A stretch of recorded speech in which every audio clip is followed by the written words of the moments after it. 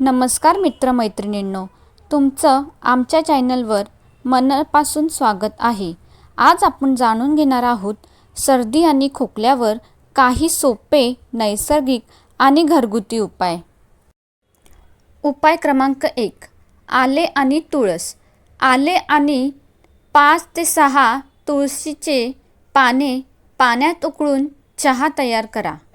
हा चहा दिवसातून 1 ते 2 वेळा घेतल्यास घसा शांत होण्यास मदत होते।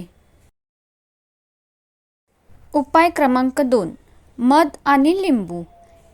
1 चमचा मधामध्ये काही थेंब लिंबाचे रस मिसळून घ्या।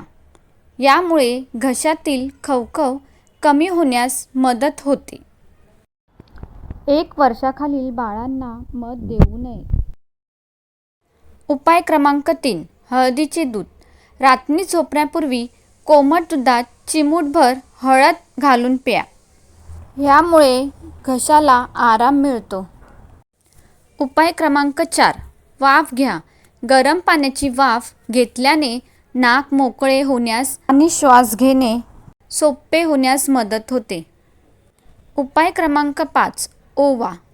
1 चमचा ओवा चाखून घ्या किंवा ओव्याचा काढा प्या।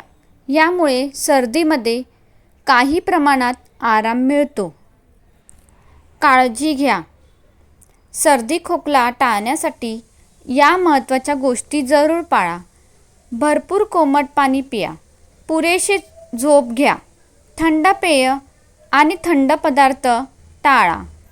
हात स्वच्छ धुवा आणि आवश्यक असल्यास मास्क वापरा। डॉक्टरांचा सल्ला कधी घ्यावा? खोकला 7 ते 10 दिवसापेक्षा जास्त असेल, ताप खूप जास्त असेल, श्वास घेण्यात त्रास होत असेल किंवा छातीत तीव्र दुखत असेल तर त्वरित डॉक्टरांचा सल्ला घ्या। व्हिडिओ आवडल्यास लाईक, शेअर आणि सबस्क्राईब करायला विसरू नका। धन्यवाद। पुन्हा भेटूया एक नवीन व्हिडिओमध्ये। तोपर्यंत